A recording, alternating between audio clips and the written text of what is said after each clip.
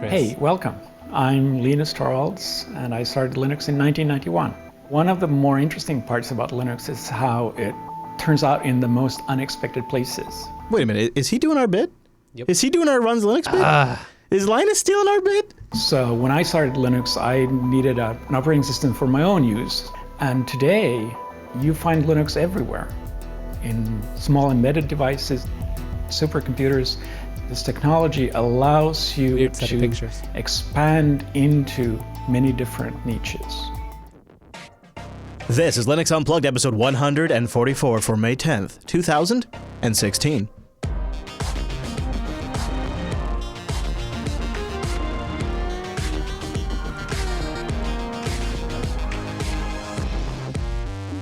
Oh, welcome to Linux Unplugged, your weekly Linux talk show that's stealing the Unix mindshare every single week. My name is Chris. My name is Wes. Right, Wes? That feels about right. I think so. Yeah. That's our mission. Now, this week on the Unplugged program, we have a heck of a show for you. We're doing a heck of a job for you this week, guys, because guess what? We have big updates from some of our favorite open source projects. I might be a little cranky, I don't know, so we'll see how that turns out on this week's episode. Always an adventure. There's some of these updates, Wes, that I just have a strong opinion about. Some good, some bad. Later on in the show, we're going to talk a little more about Linux Mint. Also, an early look at Fedora 24, a few things you might be interested in. And one of our favorite open source projects has launched a Kickstarter. We'll talk about that, as well, Wes, as a few other surprises mixed in there. Yeah. Mixed in there, yeah. I'm looking forward to it. Episode 144, for those of you who don't know, is a lucky podcast number. And so Wes was feeling fired up and brought us something from Caldera. No, not Linux, it's beer. Hopportunity Knox IPA. Brewed in Ashland, Oregon. Yeah, from Oregon, an India Pale Ale. Okay, here we go. Ha ha. Now this bad boy is rocking in a 6.8% APV. You know, and then first on the ingredient list, mountain water, not regular water. This is mountain beer, folks. All right, so I don't want to bury the lead this week. We're doing something really important. This is important work. We're bringing in one of my favorite all-time computers into the sick bay. Bring it over here. We got the Apollo here. Now, over the weekend, PCI SSD in this thing gave up the ghost. Now, I don't know if it's the even port. more useful to you now. I don't know if it's the port. I don't know if it is the card itself or the what. So I thought, Wes, as the show goes on, we'd take the pants off the Apollo. Oh, yeah. Try a little troubleshooting. Maybe the card's just loose. And maybe we can stick it jam back it in right there. in Right. there, yeah. So we've brought, hold on, where's our sickbay noise? Wait, so we've brought it in, there we go. We brought it into the sickbay. We also have a backup, like one of these PCI SSDs that came with it. So this is the one that came with the Apollo that has Ubuntu 14.04. Or I'm sorry, 16.04. The one in here, aftermarket, has Unplugged installed, which would be my preferred OS. So, right. Also, Wes, as we get along here, I brought in. Oh, hold on, Wes. There we go. Thank you. I need that. Yeah, you do, because we're in the PC sick bay. Hey, I spent a long time finding this loop. I'm gonna use it. Yes. I have your weapons, sir. Ooh, your repair kit, as it were. So we'll just check in throughout the show. You know, bump your microphone a few times as you're going, so that way we know you're working. Absolutely. And then we can swap back and forth if we need to, too. It's not all on you, but I'll just let you start as I get us rolling here. That sounds good. Because before we go too much further, and now that our loop has run out one more time, it's absolutely time to bring in our mumble room, our virtual lug. Time-appropriate greetings, virtual lug. Hello. Hello here. Hey, Whoa. Look at that there, Wes. We got ourselves a nice turnout. Hello, everybody. It is good to see friends. you. It's good to see you, our dear friends on the Unplugged program, joining us. Now, I don't know how many of you out there have a PlayStation 4.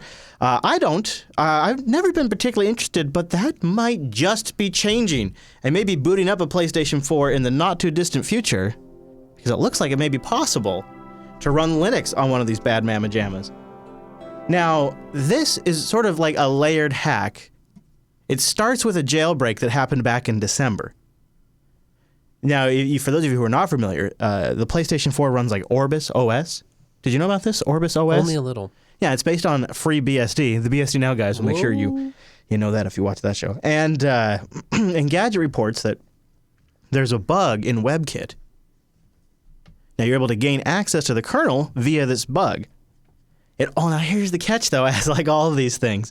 It only works on Orbis 1.74, which is a much older version than the 3.11 that is out right now. The hardest part about getting Linux on a PlayStation 4 is finding one that... Hello, hi there, hi. Hello, hi. Hello. Hi, though. Hi. The hardest thing about finding or getting Linux on this, the hardest thing about this hack is getting an older version of the PlayStation. So it uses this jailbreak, and now the Cobra team is working on another thing too that's going to make it even easier. It's like a full Linux distro ready to go. So you've got a jailbreak, then you got another team that's working on the Linux thing specifically. And they've been demoing like software running on the PS4 using hardware. And then on top of that, you got another team that's working on packaging it all up and making it super easy to use. Oh, that's cool. Yeah, so there is a lot coming down the pipe for the PlayStation 4, making it possibly a really cool little powerful Linux compute machine. All thanks to a jailbreak Just found one back in more December. computer you can run Linux on and not play games. No, that's mean. No, it's about dead on. You're right about that. Damn it, Wes. Damn it. Is Josh in the virtual log this week? I don't see him in there, that son of a gun. I was going to ask him just how does he get so much damn attention for Solus? You know, I've been thinking about this. We go through the headlines every single week. In fact, I said 30 on the pre-show. I bet you it was damn near 50 links that between you, myself, and the Beard, we went through damn near 50 links, different stories, and we do like 4 project updates at the top of Linux Unplugged, and we go through like 50 stories to figure out which of the 4 we're going to put in the show. And we're just like, which ones do we even feel like talking about? That's really what's good for us to talk about, what's going to make a good discussion, what's good for the audience to know about. And one that's always in the news feeds, like almost on a damn weekly basis. You would think, right, like out of all the distributions out there, Ubuntu and Linux Mint and OpenSUSE and Arch and Fedora, if I'm going to tell you one of these distributions in the news every week, you're going to say, oh, well, it's Ubuntu. Well, maybe. But one that it's surprisingly in the news every single damn week practically is Solus. And Josh was doing a post over at Solus. They have This Week in Solus, the 20th edition actually, where he talks about the entire project getting a rebrand in a sense. A rebrand of a consistent brand, I guess I should say. And something else. They talk about a brand new software center. There's no getting around the fact that the software center in Solus 1.1 sucks, Josh writes. Software discoverability and ease of use for installation of software is incredibly important to us, and we want to tackle it with urgency. So we're doing something about it now. Wow. This cycle, and it's going to be amazing. Now, is it the way they talk? Is that why we cover, or not necessarily we cover only some of what gets reported on? Yeah, I mean, it's that combination, like, they have opinions, and they're moving fast. Our current thing sucks, and we acknowledge it, instead of being, like, all hoity-toity about it and being like, well, there's a lot of priorities. Because they're so new, like, they don't have a lot of image and ego yet, just because. Well, but their image almost is like, we'll just tell it like it is. Yeah. Which I like. Straightforward. Yeah. I mean, we've talked to them, and they are straightforward. It is, yeah, we have. And Josh is great. Yeah, and so is Ike. Or Ike. Yeah. Ike. I don't know. I'm trying to wrap my head around this project though, because for a upstart distro built from scratch that's building its own software center from scratch, we don't talk about it like it's this crazy project that has no chance of succeeding, that eventually the developers will just burn out and it'll go away. We talk about it like it's like in the top 10 of DistroWatch or something. I don't know. I find it to be fascinating. What do you think, Rotten Corpse? We were kind of chatting about it offline a little bit. I'm curious your thoughts about it. Yeah, I think it's because they do something that a lot of distros don't do, which is talk about it. We talk about Solus because Solus talks about Solus. Like, how often do people talk about OpenSUSE? Correlates to how I don't know. I mean, don't you think? OpenSUSE has paid PR people. OpenSUSE pays to be part of opensource.com. They have Richard, who's on here often, and Richard, who's all over Reddit during comments. I mean, they have people out there talking. In fact, I'd say OpenSUSE has people talking a lot about OpenSUSE. Yeah, starting last 6 months ago, probably. Actually, not even that much, really. Like when they started talking about the new Leap and the new Tumbleweed stuff, then it started picking up and people talked about it. Before that, no one talked about open systems because they didn't. Now they're talking about it. Now Richard is more active in Reddit and here and a lot of places. But if you Working look hard at over other here. if you look at other distros, how often do they talk about anything? Like, for example, Clem has never done an interview ever. Right. No, I People guess I only see talk your about point to an it when extent. they make a release, and that's it. And so you think it's really just a matter of hyper frequent updates.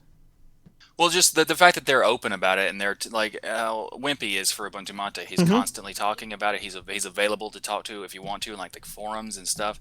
And with Solus, you can go to the Google Plus group or community, and you can talk to them anytime you want to. And they're more accessible and they're more active in the discussion. You don't whereas think that most delivering distros to also don't. has something to do with it, like actually delivering on? Well, yeah, it's definitely so. They're also the way they talk is also interesting, and the way that they're consistently and releasing new things, and they're showing you that they are being consistent about it. But I think it's because that they're more open and transparent about all of the stuff they're doing, is gets you more interested in talking to them about it and using it and stuff like that. So, all right, here we are, and we're taking the bottom off the the Apollo right now. Here's what I'm thinking. I don't think it's loose, because the drive is screwed down. You know, I mean the little PCI SSD it's screwed down with a screw right there. So it's not a matter of being loose. It's possible it died. Boy, I was hoping it was just not in the slot, but Right? That would be the ideal case. yeah, I mean it's maybe it's a little cattywampus. What do you think, Wes? Is it a little cattywampus in the slot? Maybe just a little bit. It could be. Oh man, it would save me so much time if I didn't have to reload that machine. I just reloaded that machine to Arch, not like about a week or two ago after. Yeah. Well, good point, Rotten, and I say good on them, and I say good on Josh and all of them for doing a good job with it because it's still Absolutely. fascinating to follow. I wasn't trying to make it seem like they weren't doing something good. It's fantastic. I just want more distros to do it. Yeah. You know, speaking of things that distros should do, there's not a nice way to talk about this next story. Manjaro, their SSL certificate expired again. Whoops. Like, can we just set a date to remind ourselves? Like, Right. didn't it just happen a year ago? Just use calendar. Yeah, I know, right? Nagios is also very good at this. Like Yeah. 10 days before, just set a reminder. Yeah. I agree, North Ranger. I likely did not dislodge the M.dot drive, but you never know. So they Or are maybe they working can on it. switch to Let's Encrypt going They say forward. that, yeah, Have they an say. easier time. They say they might switch to Let's Encrypt to have. They say they apologize for the outage. So if you're having There's any, actually a free service you can sign up for that will notify you just for this particular situation for certificates. if you're having any, you know what? It's funny is I the Manjaro guys, good on them. They've built something that people like. But I got an email or a tweet. I can't remember what it was now because it all runs together. I'm sorry. But I just got a note just before the show started saying, hey, I love Linux Unplugged, and I switched over to Manjaro because of you guys. And I thought, Oh, close. yeah, Close. yeah. No cigar. Yeah, I thought, okay. All right, well, no, that's fine. I you know what? It's great. And I hope you have fun playing with Arch. And don't know, I Manjaro think- can be whatever you want it. I think obviously. Ham, aren't you a Manjaro user? Are you still in the mumble room there, Ham? Can't remember if he. I think he left, but I know when he was up here for editing, he was a pretty big fan of Manjaro, and he actually likes the slightly delayed updates. That's one of the things he actually prefers about Oh, it. okay. So, Interesting. I for hadn't him. heard that before. Yeah. North Ranger. I don't know what show they listen to. I thought that was kind of funny, though. I did like that. Hey, while we're at it, while we're talking about things that are funny, you know what's funny? How much I freaking love DigitalOcean. Oh, my gosh. I'm starting to wonder if it's some sort of disorder, Wes. It's getting embarrassing up in here. We have been building systems like nuts over DigitalOcean. Hey, are you still experimenting with the 1604 over there on the DO? With LexD. Heck yeah. It's Ooh, great. are you using LexD on DigitalOcean? Yeah. Oh, that's pretty It's very nice. convenient. You can spin up maybe a $10 rig and Yeah. then just put a bunch of containers on it. Yeah, no kidding. Yeah, it's funny when we talk about containers these days, we mostly talk about Docker, but that's out there and it's ready to go. DigitalOcean is a simple cloud hosting provider that is dedicated to offering the most intuitive and easy way for you to spin up your rig up on their great systems. They're all SSDs, tier 1 bandwidth, data centers all over the world. And if you use the promo code DO Unplugged, all one word, lowercase, you get a $10 credit. And that $10 credit let you try that $5 rig, 2 months, Absolutely for free. They have hourly pricing if you just want to try something out for a bit. If you're watching this live right now, you're watching it through a DigitalOcean droplet. If you're in our Mumble room right now, you're on a DigitalOcean droplet. If you reply to me in the chat, you're replying to me from a DigitalOcean droplet. And it's just so convenient. You can get them near you in a minute or less. Yep. And whatever size you need, and if you need to upgrade later, it's a straightforward process. Backups and snapshots couldn't be easier because their interface is cray easy. It's like seriously slick. They have an API to match it. And then on top of all of that, redonkly good documentation. They have senior editors that they have on staff. Their job is to vet this stuff. And when community members who are often going to be brilliant, which probably because a lot of them are you guys, they edit it. They check it. They vet it. DigitalOcean.com. Use the promo code DO Unplugged. Just go spin up your next machine on DigitalOcean. It is fantastic. One of the things I love too about it now is I have multiple droplets, many droplets over there, and just managing all of it is so straightforward. It's nice having it all under one house. Love it. Clean UI. Even though I have them in different parts of the world. This is really cool. DigitalOcean.com. Use the promo code DO Unplugged. Big thanks to DigitalOcean for sponsoring the Unplugged program. Okay, Wes, did it boot Ubuntu? No, it did not. Oh, no, really? So it might be the slot in the motherboard. Oh, no. That is a bummer. I mean, I'm sure Entroware would be up for fixing it, but the idea of being out without a computer for a couple of weeks is a major bummer, especially because I just got all those cool stickers on it. Wait, let me try. Are you going into the boot menu right now? Oh, Wes, this is this is tight. I don't know what to do. Mumble room, can someone in there console me? Come on, tell me it's going to be all right because I'm starting to worry. Oh, we have Ubuntu. Oh, okay, so the slot works. Okay, all right. I haven't screwed on the bottom. Yeah, so. that's it. No, okay, that's okay. Good. So should I try the other one? I would again? try shutting it down and putting the other one back in there. Maybe it just got dislodged. Right. What I was talking to Wes about before the show is how great it would be to go out and do Unplugged on location and do OBS from the Apollo. Have some beers. Oh, man. I think that Skylake CPU in there could handle it, but we will find out. Now, let's shift gears completely and talk about Unity 8. There's been... Do we have to, Chris? Just a quick one. An interesting development. We'll move on from this, but Michael Hall, Canonical employee, as most of you know, has been dogfooding Unity 8, actually trying it out on his own computer, and he has been blogging his journey. And it sounds mostly positive. He talks about the pros and cons, and I'll leave it to you to read it, including how to get it all installed if you want to try it, and all of that good stuff, and using traditional apps. But here's what he wrote. Whenever you have a new desktop environment, which of course Unity 8 effectively is, and the latest UI toolkit, Qt5, you have to be concerned about performance and resource use. And given the bleeding edge nature of Unity 8 on the desktop, I was expecting to sacrifice some CPU cycles, battery life, and RAM. But if anything, the opposite was the case.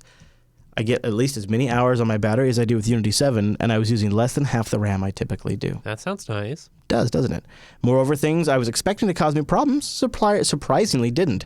I was able to use Google Hangouts for my video conferences, which I knew had to be enabled in the browser, and I fully expected Suspend and Resume to have trouble with Mirror, given the years I spent with X11 in the past, but it worked nearly flawlessly. He has some details below. Here's a couple things that didn't work. Unity 8 is still very bleeding edge as a desktop shell, and if you want to use it, you need to be prepared for some pain. Hasn't been bad enough to stop him yet, but he's had issues like middle click paste doesn't work when you have highlighted text, which you kind of realize how much you become dependent on that once you don't have it. Yes, you do. Oh, man. Yeah, you can't copy between Mirror and Xmirror windows yet, which makes it super not easy. And Unity 8 itself doesn't super support multiple windows, one for per application, one app per app, one window per app. Okay. Yeah. But yeah, otherwise... He's using it. Unity 8 is being used right now. Anybody in the Mumble room trying it? Come on, somebody. Nobody? Oh, come on. Well, Wes, you know what that means. You should try it. I have to try it. Oh, man. All right. I'm just kidding. If there's some good instructions for it, I'll do it. All right, so here, I'll take over. Here, let me take over because I want to hear your thoughts about Fedora 24 here in a moment. So I'll batten down the hatches. Hand me the screwdriver. And you, sir, pretty much damn near every week, although this week is an exception, have been formatting your rig and trying out distros so you can give us impressions here on this show. Stuff that we might not normally dedicate like an entire review segment to, but ones that we thought, hey, let's just check in on and see what Wes thinks. So, Wes, you've been trying out Fedora 24 beta, or attempting to try out Fedora 24. Yes. Tell me how it's been going. Well, okay, to be fair, I do format or partition this hard drive a lot. So at this point, there's probably like 3 or 4 operating systems on there, and it kind of changes all the time. I don't always have a good index of like what's on here or not, but it's kind of a good test too because I almost never wipe the entire drive. I have some kind of document on here I want or a system I was playing with. So Fedora did have that stacked against them. So they get their own flash drive, booted into it, and go to set it up like normal, click through it at first, and it looks very nice. And I always appreciate like Fedora's boot up. They have a very nice, usually it's pretty polished. Consistent. It's like GNOME is good. They know what they're doing. Yeah, exactly. And they usually have like Plymouth enabled, and the entire boot up experience is pleasant. But once I got into the installer, the Anaconda like partitioning and file system selection screen, I just can't. Laravel says that they've mucked up Anaconda again over on Phoronix. Yeah. I mean, I don't know what the state it was in before. It's always changing. It's never been my favorite installer, but it's just, as Chris saw, I was trying to just install it, root everything into one partition, ext4, simple, install grub on the main drive. There's only one drive in the machine, and it's telling me I need to make a boot/EFI partition, but it's not EFI, it's not GPT, it's just MBR BIOS. It's very strange. So I would really like to play with it more. It was a pretty I like vanilla Fedora. setup. Oh. The hard drive just fell out of the bottom of it.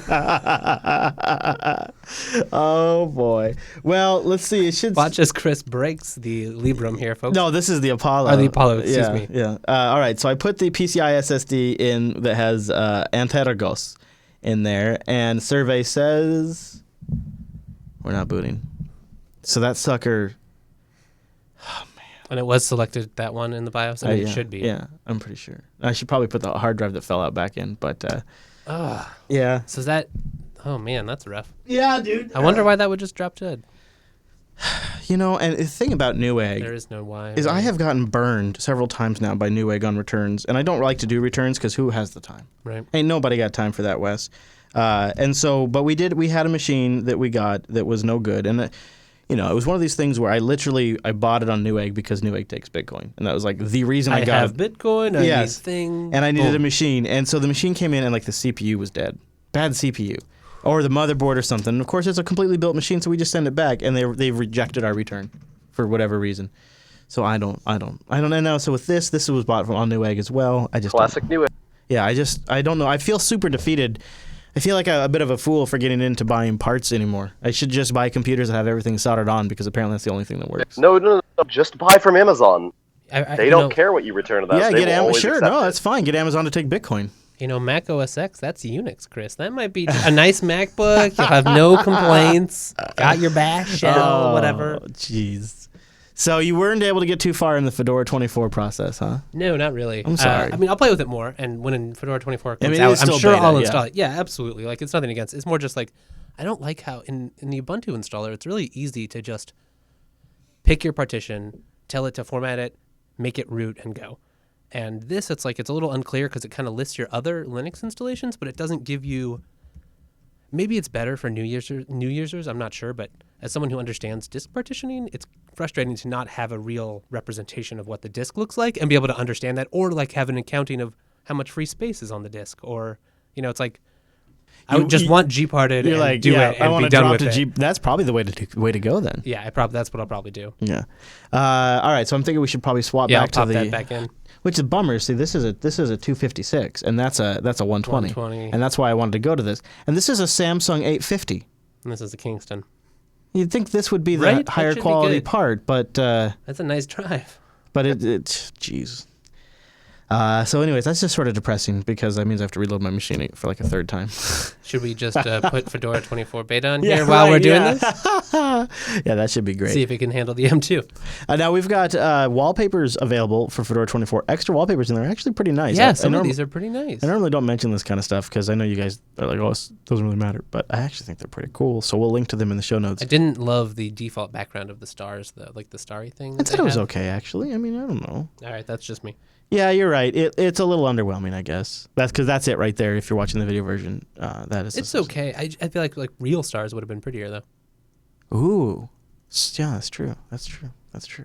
So I guess the lesson learned there is just wait. Although if you're able to get it and try it out. Yes, I'll see if I give it a shot for next week. There's a bunch of really kind of interesting spins releasing right now too on Ubuntu 16.04. I've been noticing a lot of distros like Easy Linux and a couple other ones that have come out recently that are all based on Ubuntu 16.04. So it's like now is the time when like an avalanche of those is landing. And there's also been a lot of Linux Mint news, which we're going to get to more Linux Mint stuff here in a bit. But yeah, I thought I'm looking for the name of here's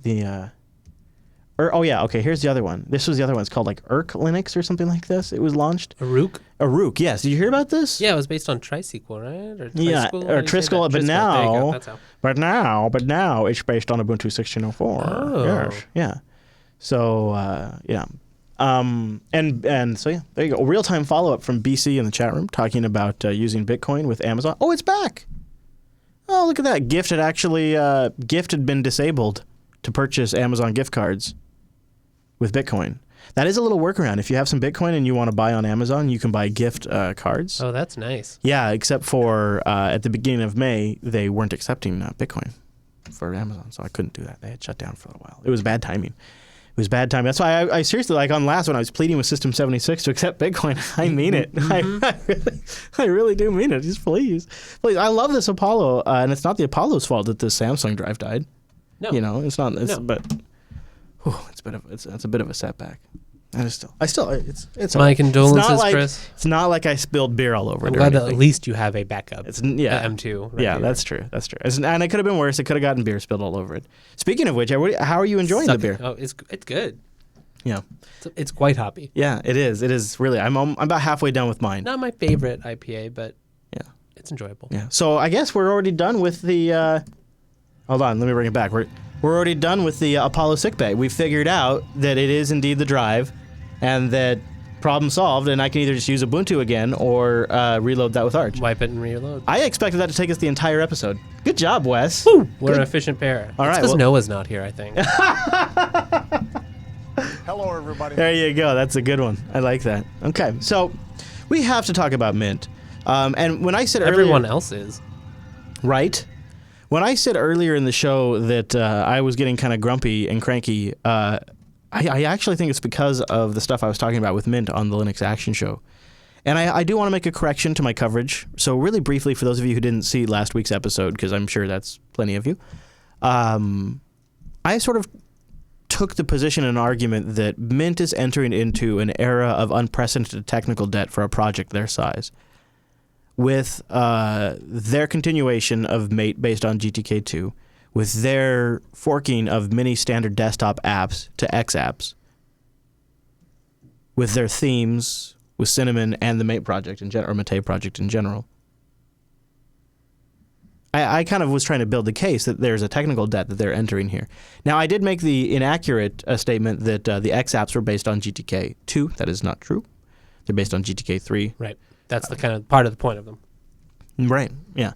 And I think that's mostly because I just don't really care about that point, because that's not really my point. My point That's is not your problem with it. these, Yeah, these exactly. apps are being forked. But I should be accurate when I'm talking about it, so I apologize for that mistake. So I kind of wanted to get your thoughts on it, as I know you've been Are you running Mint right there on that laptop now? It's one of the partitions. Yeah, you're running Mint right there on the Bonobo. Yes. And I just want to give the virtual lug a chance to talk about this issue in general, and maybe we could talk wider too about one of the things that offends me about this entire Mint situation, and I think the biggest part, is the X apps. I feel like that was the line that was too far, and I don't know why. I just feel like that was sort of the line that felt like there was a bit of curmudgeon stick in the mud. We can do this better than other people. And then it was all sold to us in a "these will be for all distributions" rallying cry, which is so often the rallying cry of the random forker. This is for all! When in reality, it's for your own project. And so the arrogance of it sort of smacked me in the face. And so that was sort of a line that they crossed as a project with me that made me sort of reevaluate sort of the long-term realistic viability I think they have as a project.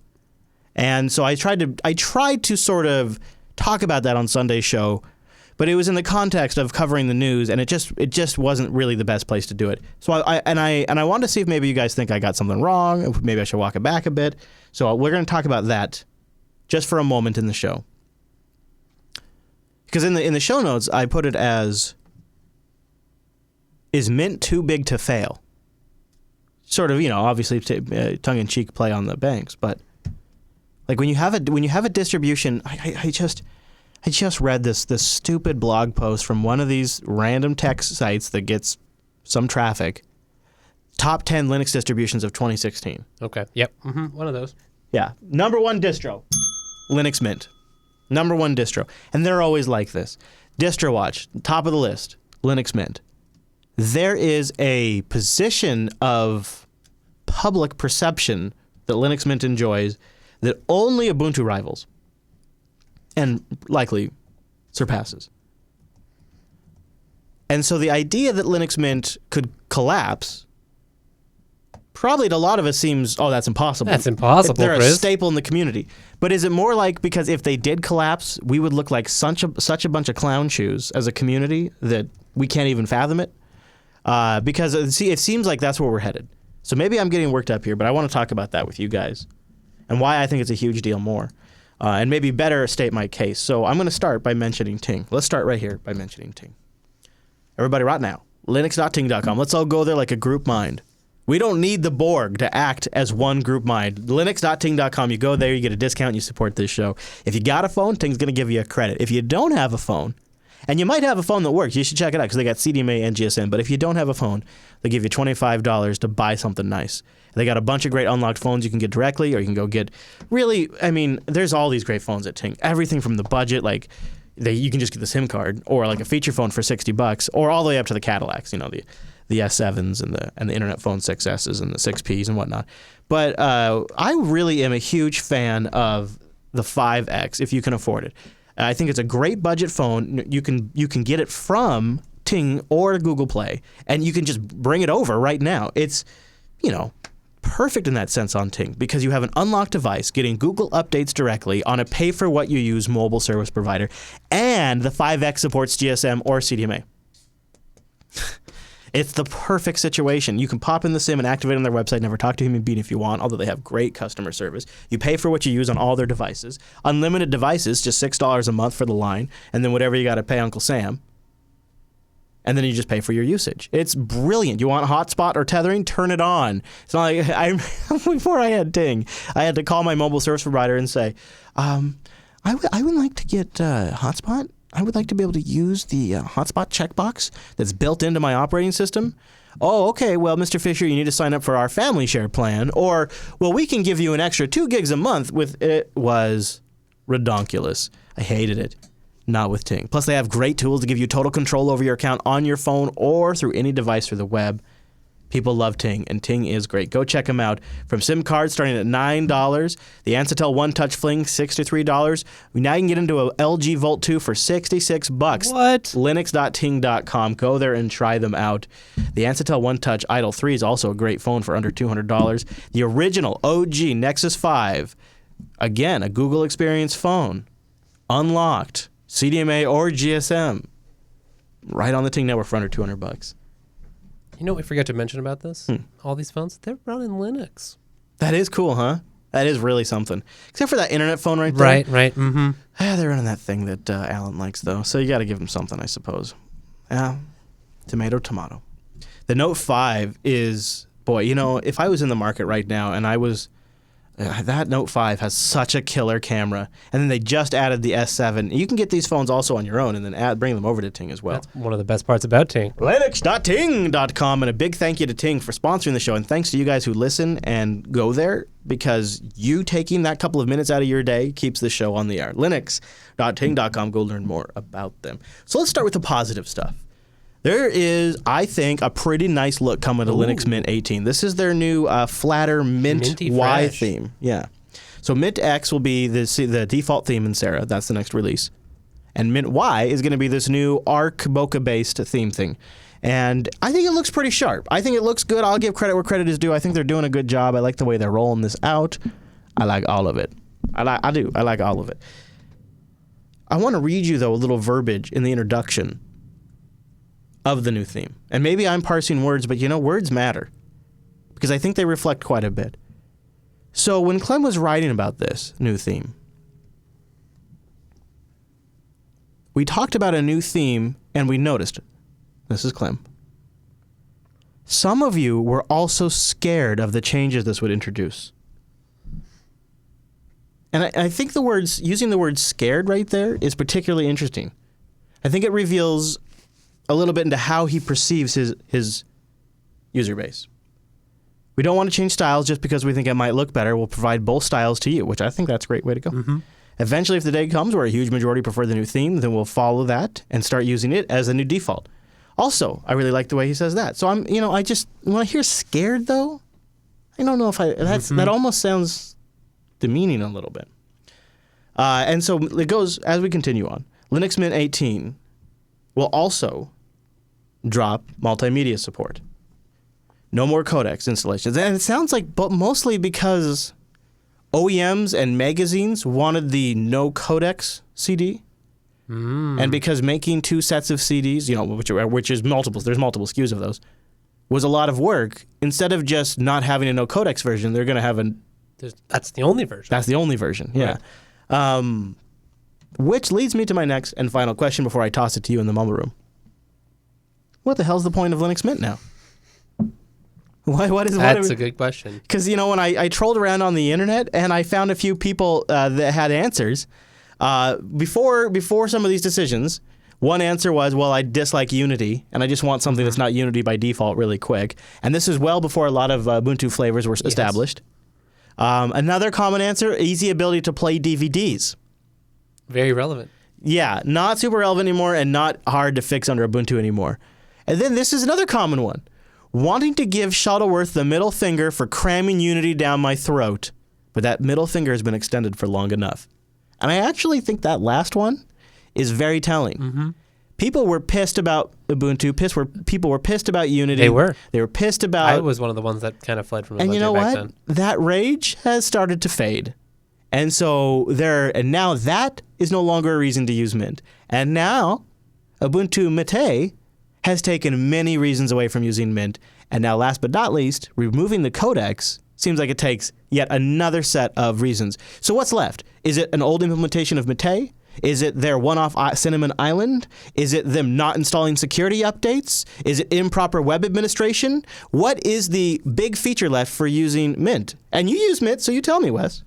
I think I do have Mint installed, but I don't see myself installing any new Mint. I think that it really was like them removing the codecs. It doesn't like that actual loss of value isn't that much these days, but I feel like it's very telling and like it reminds me of why I came to Mint or like why when it was first popular. I was an Ubuntu user. I had friends using Mint, and that was like a huge reason for them. It was Ubuntu, but maybe they liked the interface better and it looked a little better and it wasn't so Ubuntu. And now and there's lots of times where it's like, oh, GNOME was changing and Cinnamon or before, Linux Mint was a very stable place. It just worked. You had the stuff you need. You could install it anywhere. You knew you had VLC. You could just play whatever you wanted. It was really easy.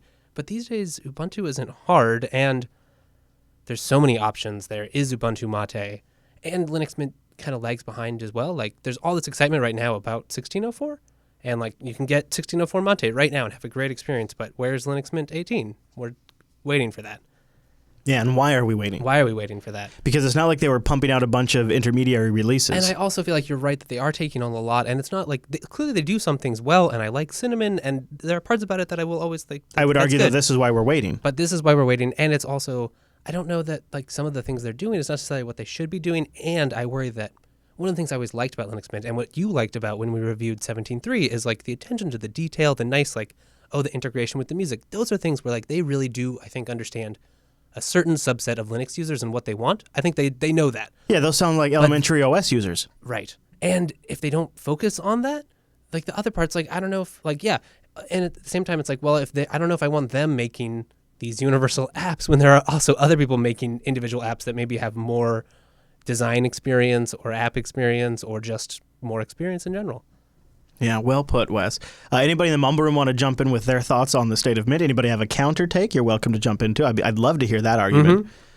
Because to me, it's seeming like it's becoming case closed, and I hate to think that way because, Clem and team have worked very hard on this for a long time. I know Ladies Night 62 in there had some similar thoughts. Did you want to jump in? Mr. Knight? No. All right. Well, Popey, I noticed you joined in. I wonder if you wanted to in the past, you and I have chatted about sort of Mint as an overall contributor and citizen to the open source community. Do you feel like their stance there has begun to catch up with them? Oh, sorry. There you go. Sorry, Popey. I had you muted like a jerk. I'm sorry. Ooh. That's fine. Jerk. I don't know. I kind of think the whole codec thing is overblown.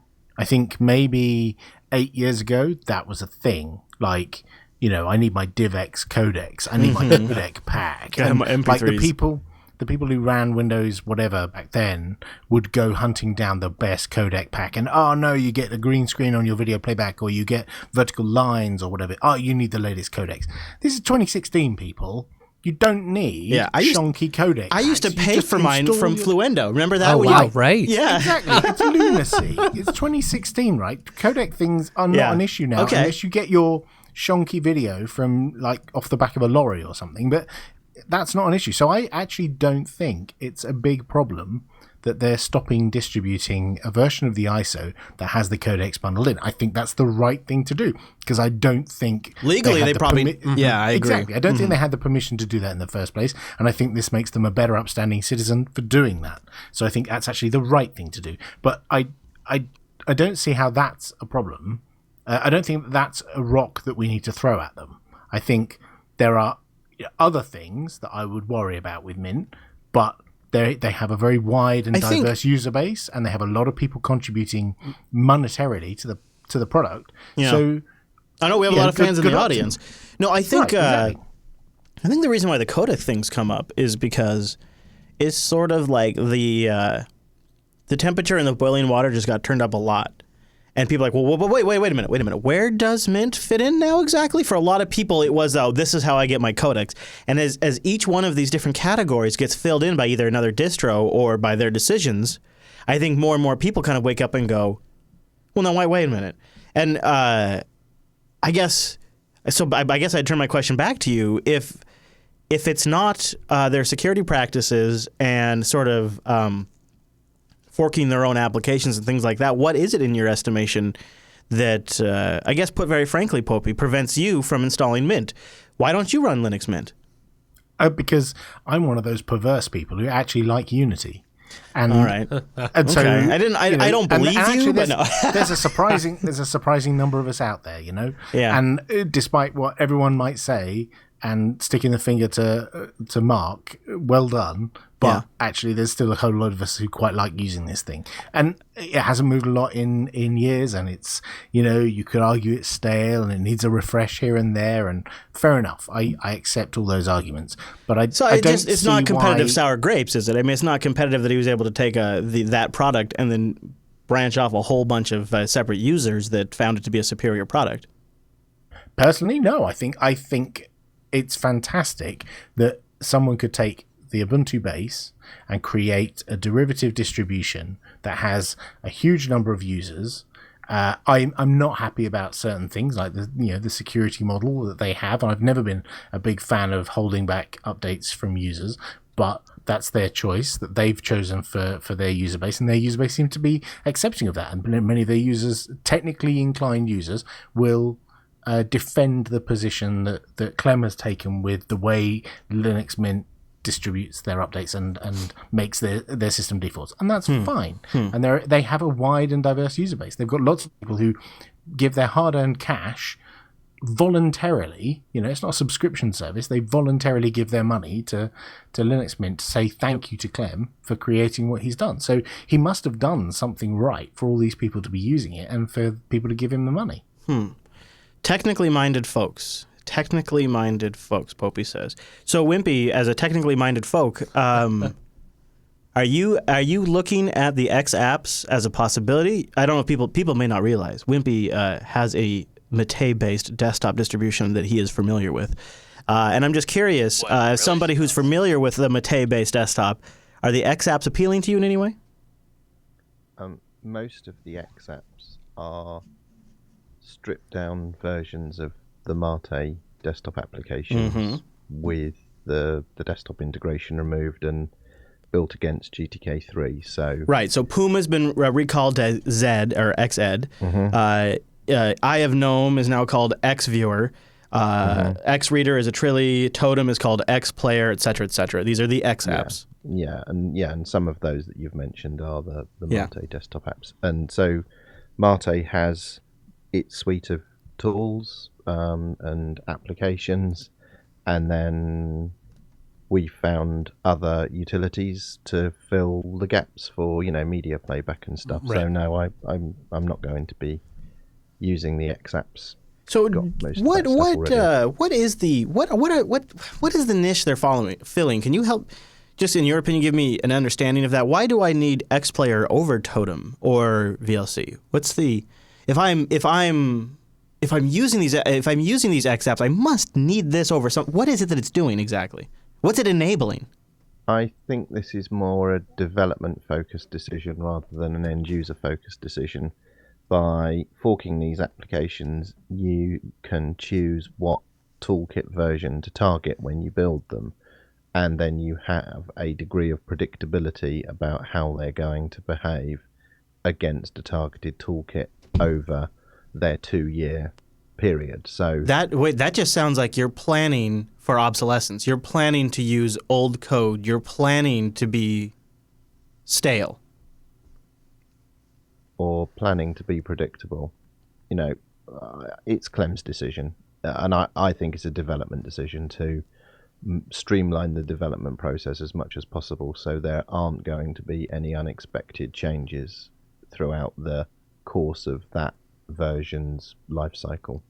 People have also said the same thing about the way security updates are handled. Right. Is that it's for the users. It's for the end users. Is it, or is it so that way there's not a whole bunch of support issues?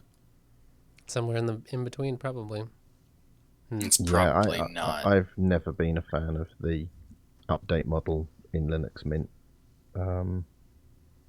So yeah, I think it's more about not introducing change that might introduce support issues. And if you read back through some of the Mint release notes, the words sort of reinforce that mindset that if it's not broken, don't update it. Yeah. I suppose like Ike says, is Ike in the is he in the mobile room? He should be. No. Because like he just said, it reminds him of what Cinnamon is in general. I suppose that's a good point. So West Jeff 2 asked in the chat room, he says, are the X apps just applicable to Mint Mate? Essentially, that's the only place they're going to get used. That's so functionally. They're intended to be everywhere. They're going the Cinnamon version and the Ubuntu version as well, I think. Sure. Maybe not the KDE version. I mean, I don't follow those Right. particularly closely, but why would any other project use these? I guess that's what am I not understanding about this? It seems like these would have very, very minimal appeal. I could see Ubuntu using them for a release cycle. I guess that makes sense. Yeah, that's true.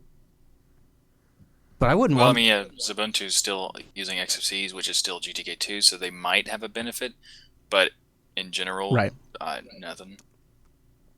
I guess here's where this sounds like we are introducing a very minute level of fragmentation everywhere. When we have Puma and we have Zed and we have gedit and we have Kate and we have Kwrite and we have Nano and we have Vim and we have Emacs and we have, the list goes on and on. We have... You're making me dizzy over here. So You forgot the Electron stuff too. What drives me crazy right now is I could install Ubuntu Mate and I could get one text editor, and then I install Linux Mint Mate and I get an entirely different text editor, even though I'm choosing the Mate desktop. And as an end user, how the hell am I supposed to keep that straight? Oh, sure, maybe we can keep it straight.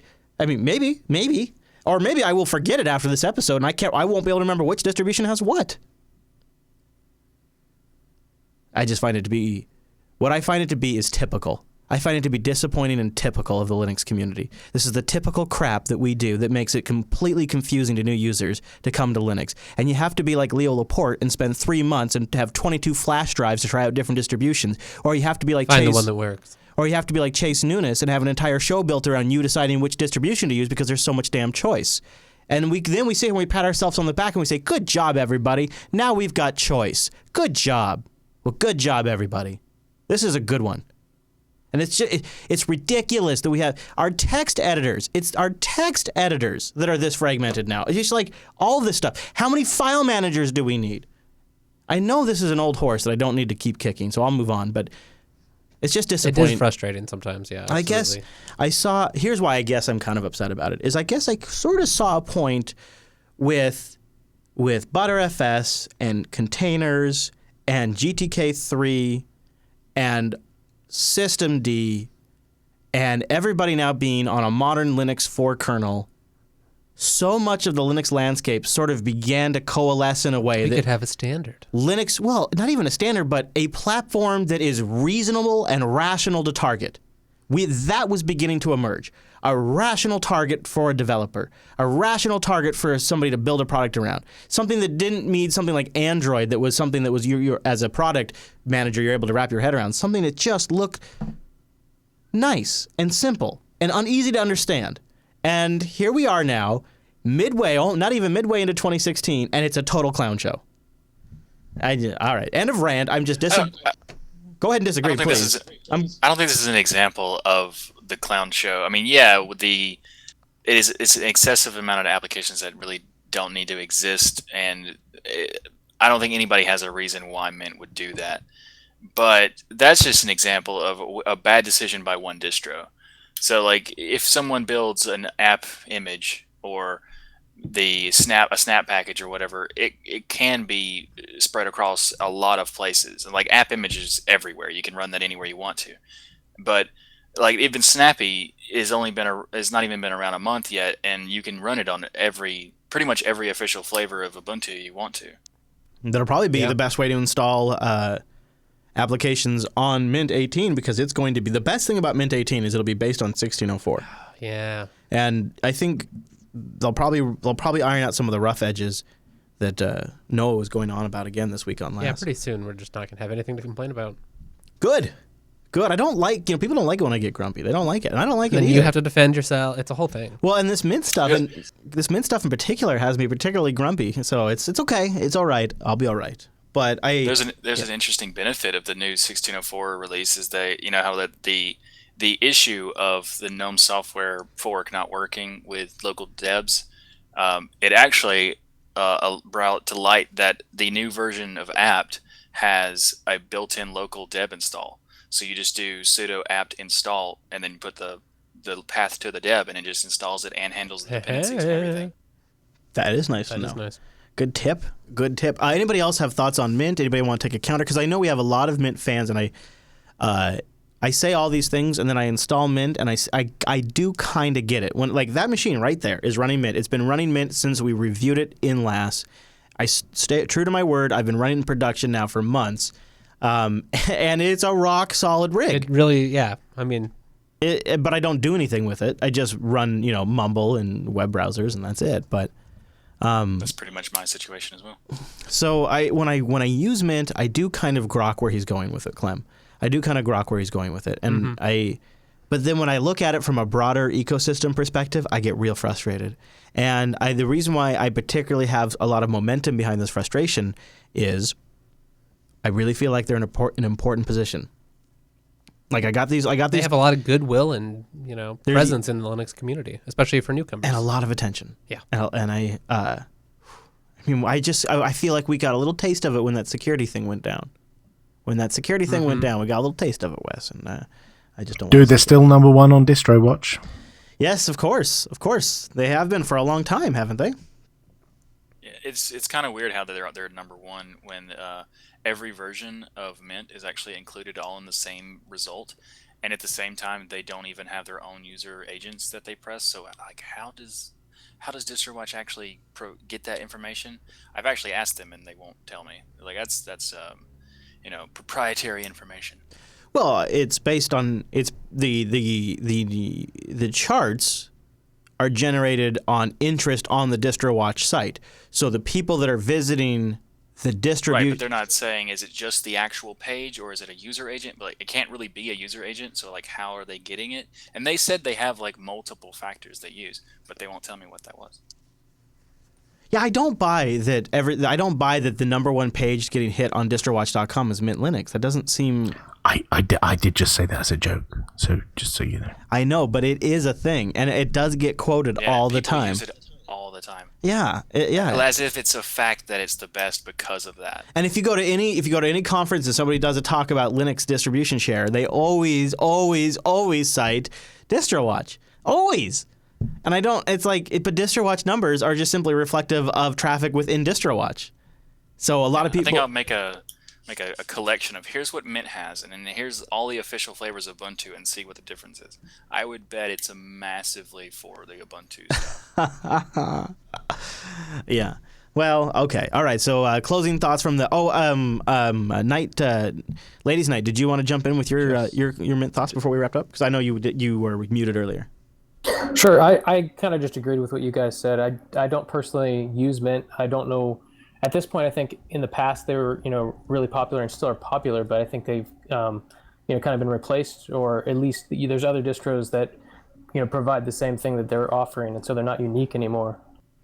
Oh man, jeez, this is the episode everybody's gonna hate because all the Mint listeners are gonna listen in and they're gonna hate us. I feel really bad about it. So listen, next week, if you want to do a little follow-up, you are totally welcome, you listener out there, to join us in the Mumble Room and tell us where we've gotten things wrong. Because I was really hoping somebody in the Mumble Room would step up and defend Mint, because I didn't want it to be a total Mint hate session. And it's not hate. It's Mint- just we're just questioning what's happening. User experience in the sense of like the updates that they have, the structured thing. So like the 1 through 5 thing. I mean, that's nice for some people. I've got people on Mint that enjoy that because it's really easy to deal with, and they don't have to worry about something breaking it. So I guess there's that. Yeah, and speed testing the mirrors, totally solid, really awesome, and going to be completely made irrelevant by Snap packages. Ubuntu does that as well. Yeah, I think the updater and the PPA manager built into Mint are kind of nice. But I'm not joking when I say when we switch over to Snap packages, you won't be using those tools to update your system anymore. So that's a short-term win. It's not, I know. I'm sorry. I didn't. Dang it. I was trying to end on a positive note. But on the upside. Ooh, there is one positive note. One of the releases on the news, Mint did say that they're going to use Mate 1.14 and at least, and might even do 1.16. So they're not necessarily staying back on the old versions of Mate. That would be good. I don't totally see. For me, and maybe Wimpy, can you clear it up for me? I don't understand where the line is with Mate. I don't. For me, I know there's there's one version that's more GTK, one version is GTK 3, one's GTK 2. I don't. How do I, as a sort of a Mate observer, a Mate observer, how do I keep it straight? Right. So all of Mate can be built by the distro maintainer against the toolkit that they choose. So there is one version of Mate. The current version is 1.14. You can choose to compile that against GTK2, or you can choose to compile it against GTK3. Some distributions are going to start building it against GTK3 because we now feel that it's ready. And some distributions will continue to build it against GTK2 because they feel it needs a bit longer. I see. And by some distributions, is it Ubuntu and no, not Ubuntu because it's Mate. It's Linux Mint Mate that's not going to. As I understand it, Linux Mint 18 is going to build Mate against GTK2. Huh. So we're going to have sort of a split, is kind of what I'm seeing here. And I don't understand. I don't quite understand what the impact of that is. Well, I think it will remain to be seen. I think the impact will be that in the Mate 1.14 development cycle, almost exclusively all of the development effort was focused on GTK3 support, improving GTK3 support, and some of the components in Mate only build against GTK3 now. subsequent development cycles will continue to be focused on GTK3 with the eventual goal to decommission GTK2 stuff. That's not going to happen in 1.16, probably not in 1.18 because we'll keep it around long enough for people to transition. But the other thing, there's also pressure coming from distributions themselves. So, for example, Arch Linux, Fedora, Debian all have bugs open about libraries they are seeking to deprecate because they're old and unmaintained, Right. and they raise bugs against the other software that uses these old deprecated libraries. Right. I would imagine that's just the tip of the iceberg too. Yeah, so there's been pressure for some time to move Mate to GTK3 so that we can adopt the newer implementations of common libraries. So things like the GTK source view for the editors and stuff, libvte for the terminals. Right. I can't remember all of them, but there's a collection. So we're not being pressured or strong-armed, but there is some gentle pressure to sort of move people along to the newer supported technologies. For example, some of the libraries have security vulnerabilities and aren't maintained anymore. So you have to move to the newer versions of the libraries in order to get to the current version that is being security patched. You know what solves that? Snappy. Interesting. I guess, yeah, that was... I got a tweet that said, why would you want Mate to go to GTK3? That's the whole point of Mate is to be like GNOME 2 resurrected. And so that sort of explains that. It's mostly, there's just a lot of other ecosystem pressures and advantages. So, realistically... That point I get a lot, so let's just make that absolutely clear. GTK3 is not GNOME 3. A lot of people don't seem to be able to unpick those two things. They seem to think that GTK3 means that you get some new desktop paradigm. That's not what it means at all. Unless you're a really observant Mate user, if you run Mate 1.14 with the default Mate theme, so not the Ubuntu Mate theme, the default theme that we develop in Mate, on GTK2, and you have another VM with it running the GTK3 version, they are almost indistinguishable from one another. Right, we're just talking the toolkit here that the applications are using. Exactly, but the thing that's important about GTK3, and the thing that's most important for me, not personally, but the thing I think is most important, is GTK3 opens the gateway to high DPI. Oh, and yes. GTK2 doesn't do that. And the other benefit, and this is a longer term goal, is GTK3 opens the door to things like Wayland and Mir, and GTK2 doesn't. So in order for the traditional desktop to remain relevant, we have to adopt the technologies that allow us to support the new technology. The light at the end of the tunnel is a fast approaching train called Wayland. I mean, that is sort of the bottom line right there. But see, and this is where I went off the rails, I think, for a lot of people in last, but because I can't help but come from a security angle. And I think to myself, rationally, all of the money, energy, effort, time is being spent now on GTK3. And so if you want things that are secure and updated and maintained, you have to move to GTK3. Do you agree with that assessment, Wimpy? Yeah, I do. Yep. And that's where I think, again, I mean, so security isn't just managing your website installation correctly. It isn't just properly verifying ISOs.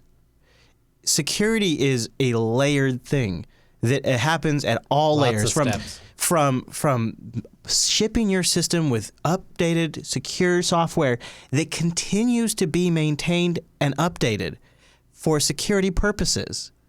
That is part of a responsible, secure desktop. It's not just one thing. Do if you're shipping software to a lot of people. Yeah. Okay. So that's good insight, Wimpy. Thank you. I was not understanding fully, and I guess the other part I don't fully understand is there are going to be some things that don't work with Mate built against GTK3, which would probably be the biggest reason Clem would have not to use it, because he wouldn't want to scare the users with features not existing all of a sudden. Yeah. So Mint and Ubuntu Mate are at different points in their release cycle at the moment. Clem is just about to embark on another LTS, effectively what we've just done with Ubuntu 16.04. Right. So he's going to pick stable, tried and true, because that's his shtick. So that's what he's going to go for. I've just entered into the Ubuntu 16.10 development cycle. We've got a solid LTS behind us. Now is the time to break all the toys and to try out all the new stuff. Sure. And spend the next 2 years building towards the next LTS. Right. And with regards to what isn't going to work, there are some plugins and extensions for Mate, in particular for the image viewer and Pluma, the text editor, that are written in Python and use PyGTK2. That's the underlying library. PyGTK2 is simply not compatible with GTK3. Can't be done.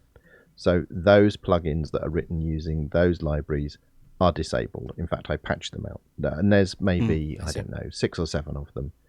And then there are some third-party panel applets. So panel applets that aren't maintained by the Mate desktop team, that are maintained by community contributors, that are currently only targeting GTK2.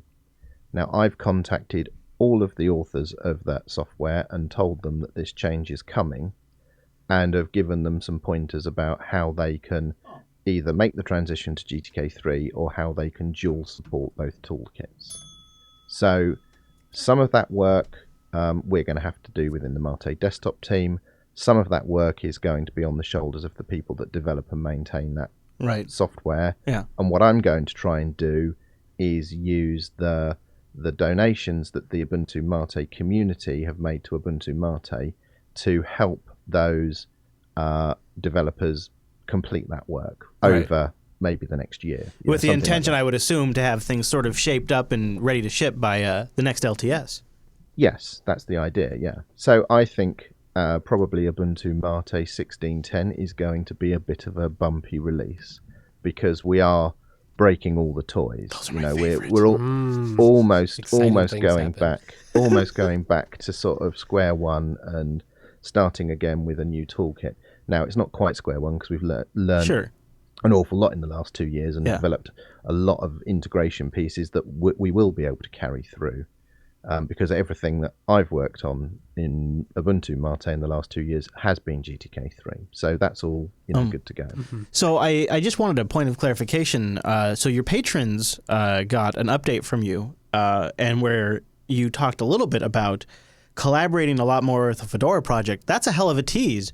I mean, do you understand that you are a Linux distro and they are a Linux distro, and these kinds of things just aren't done? Yeah, you're not supposed to. You're supposed to create your own applications with your own theme and your own release cycles.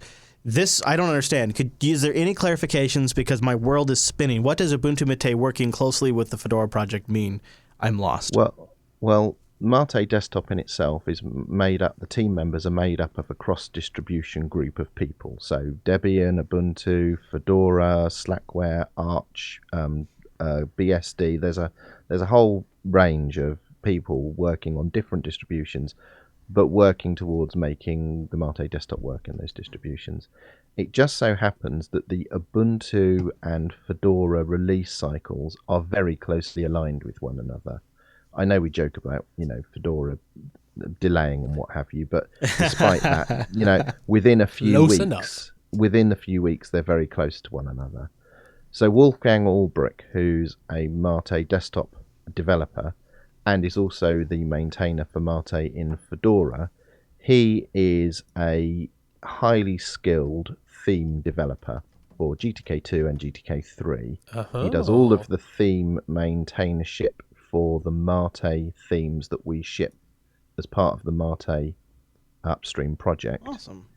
But he has helped out other distributions and other spins of Fedora that are now using versions of the Mate themes in Fedora and other distributions, because it's about the best GTK 3.20 theme implementation you can get outside of what comes from GNOME.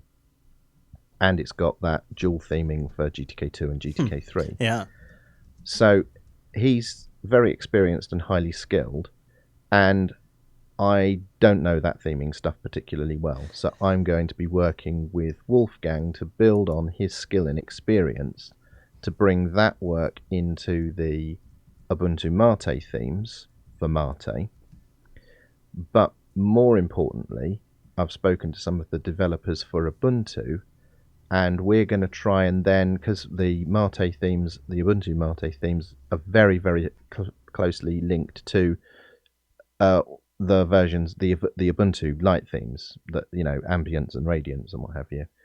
And I'm going to try and see if we can give back some merge proposals from the Ubuntu Mate themes back to upstream Ubuntu, so that they get the GTK 3.20 support in the Ubuntu themes.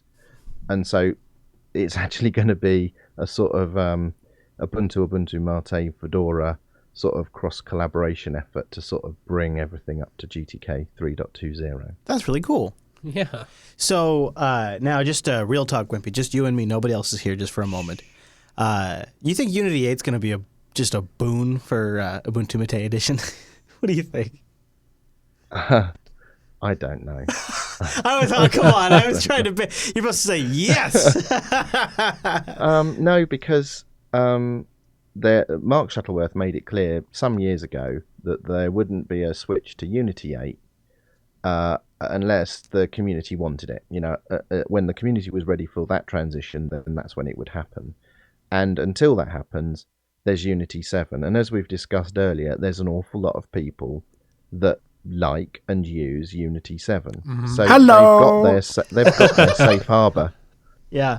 Here's my response to that, which is which is completely unjustified, based in no reality or fact, and does not represent the present at all. So that's my disclaimer before I say this, because Popey's World is the reality right now, where there's people out there using Unity, and gall darn it, they love it. Getting their job done. A lot of these are probably like people that got computers put in front of them, you know, like the millions of Dells that got deployed in all these different places. I have a dream. I have a vision that the next wave of Linux users are exhausted Mac users and exhausted Windows users. And I believe that's not going to come in a huge shift. I believe it's just going to be a ramp that continues to accelerate up and up and up. More people, they'll be exasperated by Apple. 10. And the list of why you, as somebody who has a couple of Macs left in production and has to deal with their limitations, I promise you, while they are great machines for way more people than there are Linux users, and will be for a really long time, for a certain audience, the exact kind of audience that Linux is appealing to, they are extremely frustrating. And there is a huge percentage that will be a massive growth for Linux coming over from them, from Windows 10 users, especially as Steam OS grows and games are more and more supported on Linux. There is going to be a new wave, I believe, of Linux users, and it's not all at once, like I said, but ramping up, and they will be making an educated choice. And you know what? I'll give it to him. I have given the man a hard time for a long time. It's for people who like to mess with computers. But I actually think Leo legitimately represents the cutting wave of tech enthusiasts. People who are, and I know I'm saying this about somebody who is, by most people's account, now a little out of date, but I actually think he's on to something here. He today is experimenting with Debian on his Google Pixel. And, you know, he's talking about getting the external... Pretty cool. Yeah, and he's talking about how the trackpad works and all. I mean, he is legitimately all in on this. And I think he represents somebody... I think Chase does as well. Mm-hmm. Somebody who is actually educated on this stuff and enjoys computers and is enthusiastic about hardware, is enthusiastic about software, wants to use their computer to its fullest. Windows and the Mac no longer offer this, and they will not. And this is just the beginning of it. Mm-hmm. It's just going to get worse. And I think these people will be coming to Linux, and I don't think a desktop environment that looks like it was designed 8 years ago by a company that's put it on life support will be appealing to a lot of these people. I think some of them will choose Unity, but I think for most of them, Unity 7 will look like yesterday's game, and I think Unity 8 won't be ready yet. So for most of them, they're just going to go with something easy, practical, boom, and works. What do you think? You think I'm crazy? No, I'm not sure how many Mac users are going to be brought over because they've paid a premium for that whole Apple experience. There is, yeah, that's true. And I think it will only be potentially developers that have got Mac hardware that would be Right. prepared to make that switch. There I you go. think. But that is literally That's fair enough. I realise millions. that's but and certainly anecdotally, I don't see that many people switching to Ubuntu Mate that are using Mac hardware unless it's quite old Mac hardware, and they're looking to extend the life of their computer Oh, that's because true. the That's a good version of case. Mac OS 10 that they can run on their machine is Wimpy, I'll tell you about ancient. the Mac user that I'm picturing. I'm picturing a Mac user that buys a ThinkPad. I'm picturing a Mac user that buys an Entroware Apollo, because part of becoming a frustrated Mac user is becoming frustrated with the hardware options, because literally the worst thing Apple has going for it right now is its hardware. It has all of the graphics cards in all Macs are an absolute and total joke. All of the storage options are a total joke in terms of cost. They have been doing nothing with the MacBook line. The Mac Mini hasn't been updated in 200 years. The trash can has a video card that's now 3 generations at least out of date. I mean, the Mac hardware is in a bad state. And so I think one of the number one thing, I think it's well built. I think it lasted a long time. Still pretty. And I think there should be more attention, energy, and effort spent on making Linux work just super well on Mac hardware, including figuring out the SMC controller so we can manage thermals.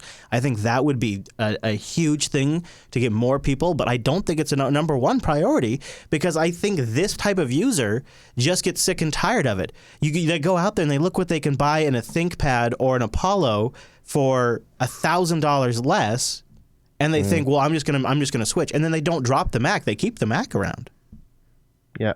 And some people have, you are right that there are Mac users out there who will make a switch. I'm not sure they're the majority of Mac users. I think disgruntled Windows users is a larger potential market, and in the last, I don't know, 3 or 4 years, Microsoft have dropped the ball a couple of times when if Linux or a major Linux distribution was more ready to absorb those disgruntled Windows users, I think we could have seen more people coming over. Mm-hmm. So there are choices. There is Linux Mint, and there is Ubuntu Mate, and there is Ubuntu proper.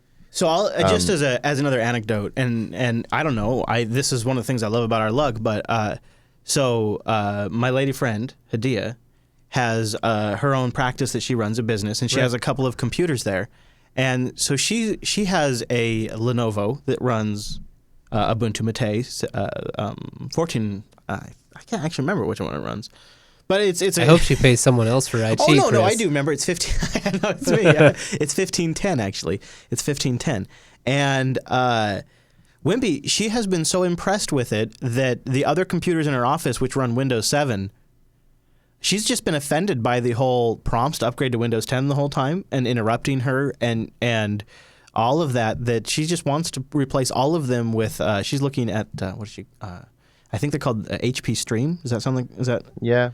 She's looking at HP Streams and wants to know if I'll install Ubuntu Mate on them and just replace the other And terminals. how does that make you feel, Chris? Well, I think it's amazing, and it's not even prompted by me at all. It's just that she's like, well, this has been problem-free on my laptop, and she's now using her personal laptop to do like data entry sometimes, and she's like, so now I made this my work machine, and now I want to put all my work machines on Linux, and the security just happens to be another benefit. Especially if you're someone like in that where you can kind of control all of your business stuff, right? Like then you can just go wholeheartedly to Linux, and it just works great. It was interesting. She went from this is my personal computer that I write on to, well, now this is my work computer, and I keep it at work because I like working on Linux more. And I think what I found interesting about that is she's not doing it from an advocate's position. She's doing it from a practical decision for her business owner. Yeah. And that is also a huge area for a very practical desktop like Mate.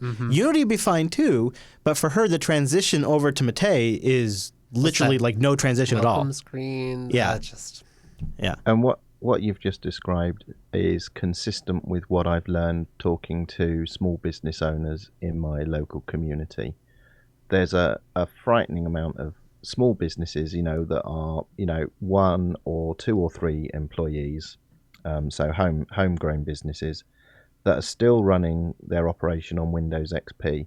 Some of the companies I've spoken to have actually bought new computers a couple of years ago, but don't have the wherewithal to make the transition from one Windows computer to the next Windows computer. Right. Don't really understand it. And they need people to come in and actually help them do those transitions.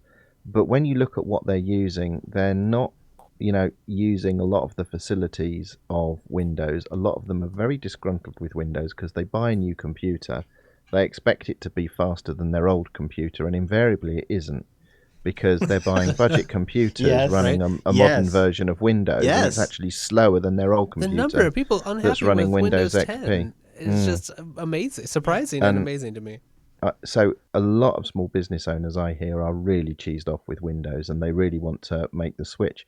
And what people know about when they start researching, they find two things. They find either Mac OS 10, which is quite often economically not viable, or they find Ubuntu.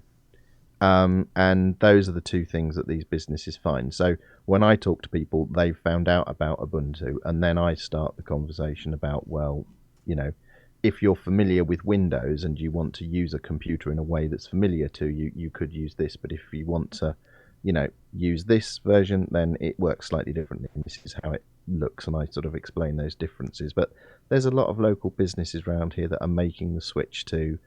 Do you find people are doing Linux. more research about this than they used to?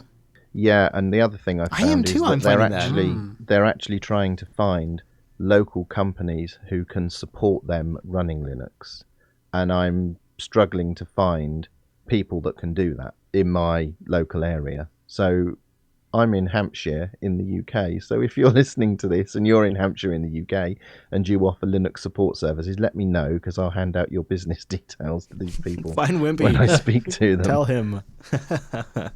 Yeah, okay. We totally went off on a sidebar, but I think it's interesting that our two experiences have lined up. So there is a business group that I have attended several times. This just local businesses, and so everybody. So the way this business group works is only one person from each profession can go there. And funny. Hadia is the one that introduced me to it. And so they have what's that? So it's like is it called BNI? No, that sounds like that sounds like a dirty thing you do. Come on, Ron. Get out of here, Ron. That's Business Networking International. Come on, Ron. They have the exact same model. Okay, because for a second there, for a second. Get it out of True, here. it does sound weird. They have a web developer in the group, and the web developer uses Linux. And he talks about it sometimes at the group, and it's very fascinating to see different people who just get into now looking into something a little bit further than they used to in the past. It felt like people would just take the PC and whatever it came with, but something about, and I think I'm not saying it's like this huge movement.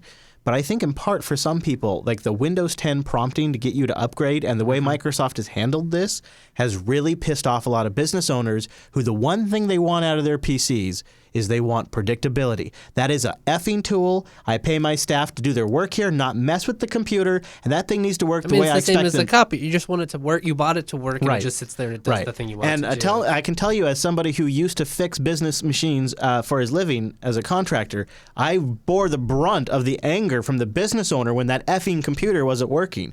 And he wanted to understand why it wasn't working as a damn tool because he spent $600 or something like that on it.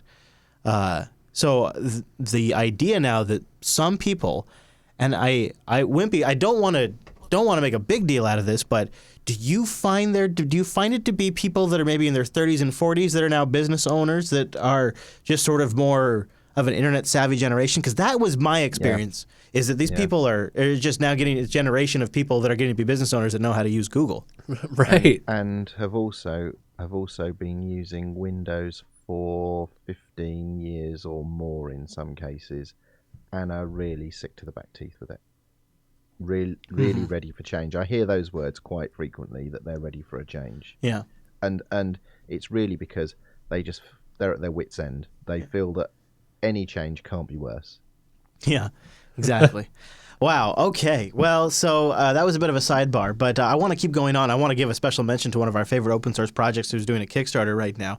But first, I'm going to give a real special mention to Linux Academy. Go to linuxacademy.com/unplugged to support this show and get yourself a discount. $9 for the first 30 days over at Linux That Academy. is such a deal. Holy smokes, man. You got to check them out. They have so many great self-paced courses, 2,389 as of this here recording. But that's just the tip of the iceberg. They got downloadable comprehensive study guides. They got a whole bunch of distros you can choose from that automatically adjust the courseware and the virtual machines that they'll spin up on demand and give you SSH access. I think what I like about Linux Academy, though, the most isn't their killer dashboard that really helped me quantify how long it takes to do certain things into just hours. I mean, that was great. But what I really like about it is the people that run Linux Academy. I started communicating with Linux Academy way before they were ever a sponsor. Really? I've never told this story. Linux Unplugged special, folks. Yeah. I should tell this story because it tells you really more about Linux Academy as a company. We started talking to Linux Academy before we announced How to Linux, however long ago that was, to the public, as a way to try to figure out how to amp up our show segments. Like, here's something you could do to spin up a server, but if you want to know more, go do this. And then we were going to replicate, essentially, the exact steps you could follow that we did on the show in their virtual environment. And then they would take it up from there and take you to do more things.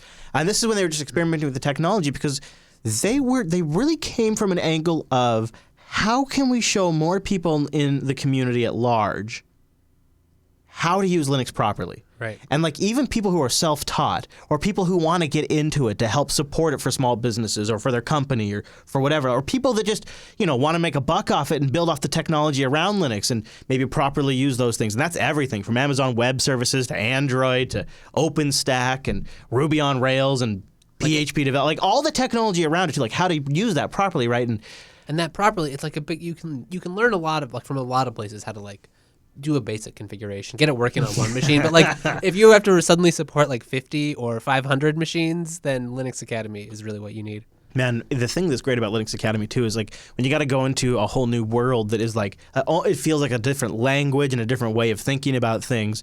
The fact that they can break down like getting through that barrier into amount of time for me, and the fact that they have an availability planner where I'll go say, okay, I've got this much time this week, which is often not much, and they still manage to make it worth my time. And you learn something. linuxacademy.com/unplugged. They got detailed notes, they got practice exams, they got instructor mentoring when you need it, and they got a community stacked full of Jupiter Broadcasting members. A big thank you to Linux Academy for sponsoring the Unplugged program now. linuxacademy.com/unplugged. Go there, support the show, and find out more. So Karita is an application we talk about a lot. Mr. Westra, you are in the mumble room. So I don't make a jerk face out of myself, how do I properly describe what type of application Karita is? It's a drawing app, but that seems like calling it, like, that sounds like Paint. I mean, it's way more than a drawing app. What is Karita, and how do you use it? Westrico. I don't hear him. Did he leave? That was such a good build-up. Did you like my build-up? Oh, absolutely. Yeah, I felt like that was... I felt like I could tweet that build-up. I could tweet that. That was so good. I almost wish I could play it back immediately and hear my own build-up. I enjoyed that so much.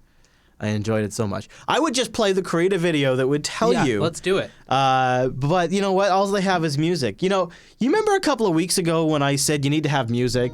And I said, here's an example of like a little tune you could play to jazz up your... Jazz it up. Yeah, just give it a little oomph. You could talk about anything when you got this playing. Oh, yes, let's. I'll buy whatever you're selling.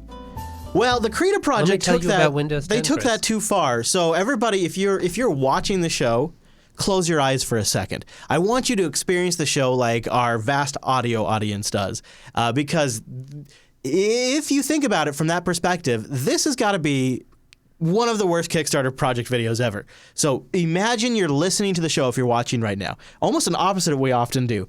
So if you are watching the show, you're at a disadvantage. Close your eyes and listen. This video is going to tell you all about this Karita Kickstarter.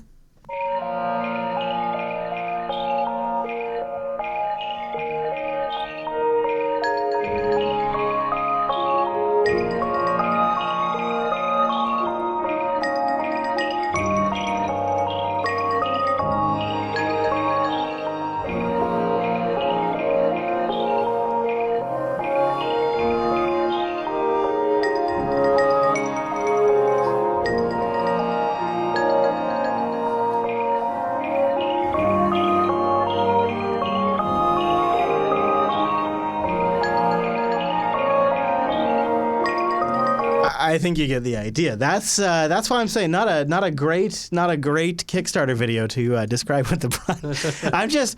Here's why I'm not. I sound like I'm being a jerk, but what I'm doing is I'm giving away consulting services.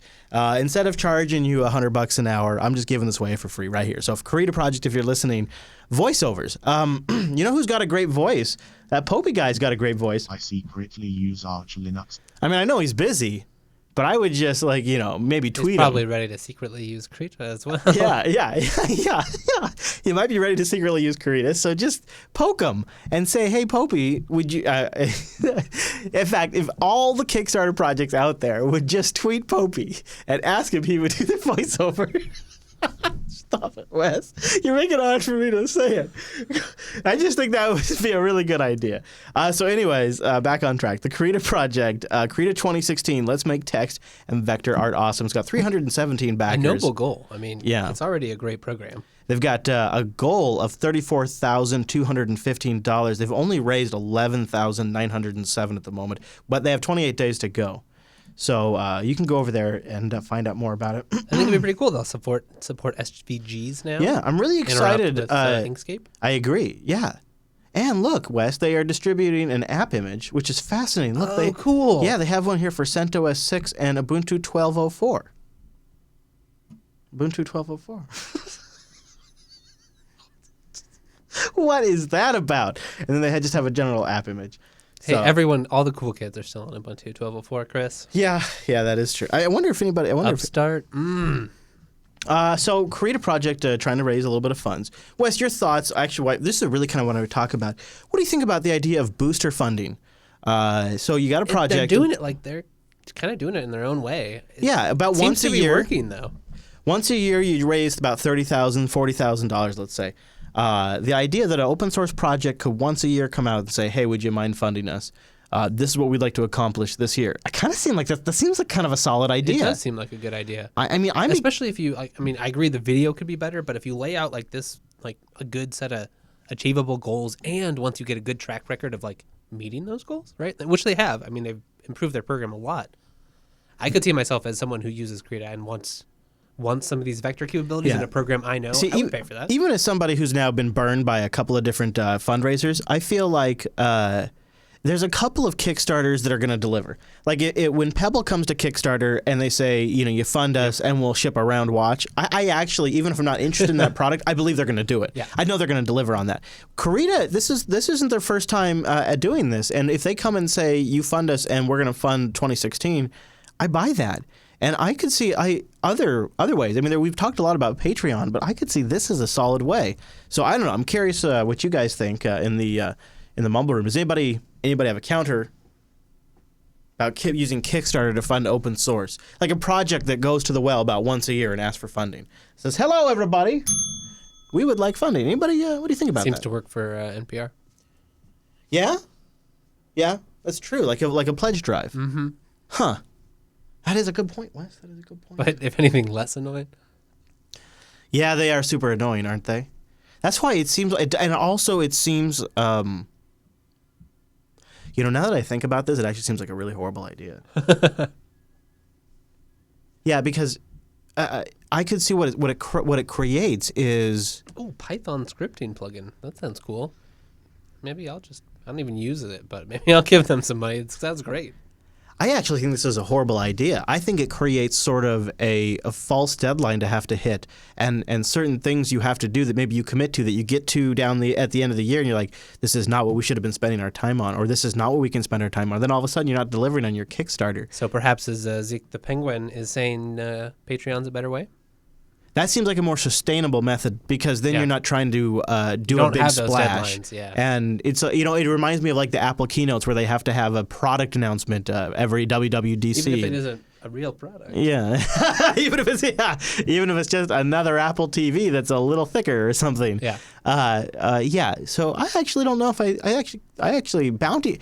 And Alex Vada asked about Bounty Source, and boy, the elementary OS guys will sure tell you Bounty Source, $15,000 Bounty Source. I don't know, man. I'm not seeing it. I decided to put my money where my mouth was, and I gave, I think, like $100 or something like that to the elementary OS Bounty Source. I don't know what happened to that. And I tell you what else.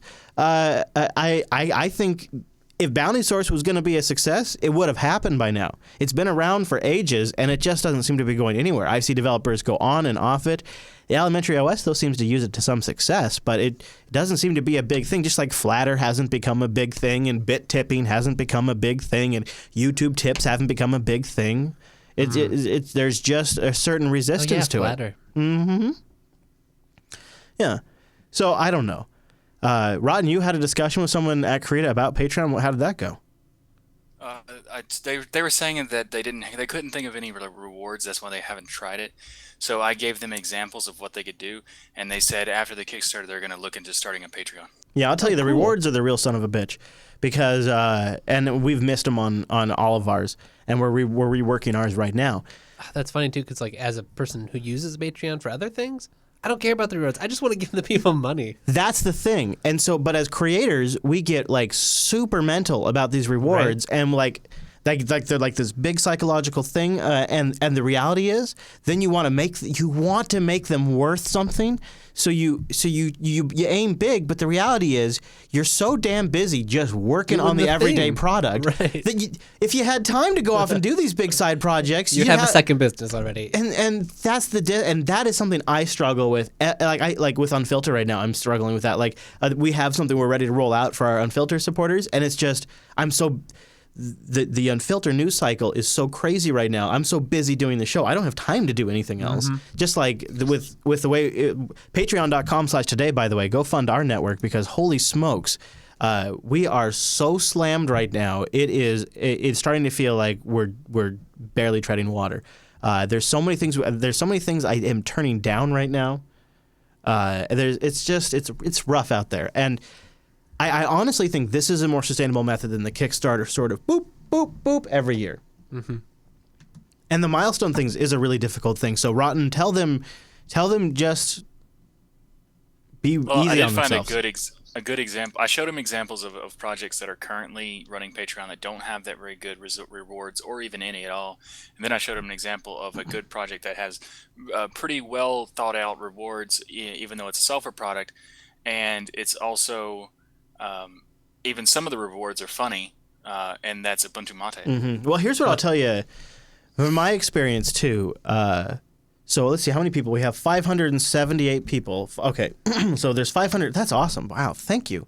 578 people over at patreon.com/today. Yeah. Man, that feels really good, and that is really super cool. So let me look through here to find the last time I did an exclusive. Okay, perfect example.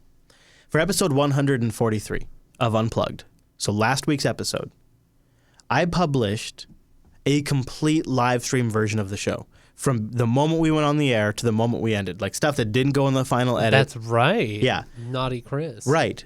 So I said there's 578 patrons. 80 people watched that. So I guess what I would say to those open source projects out there that are looking at Patreon as a funding model, don't kill yourself over the rewards, because I work my butt off sometimes, and then out of 578 people, 80 people watch the thing.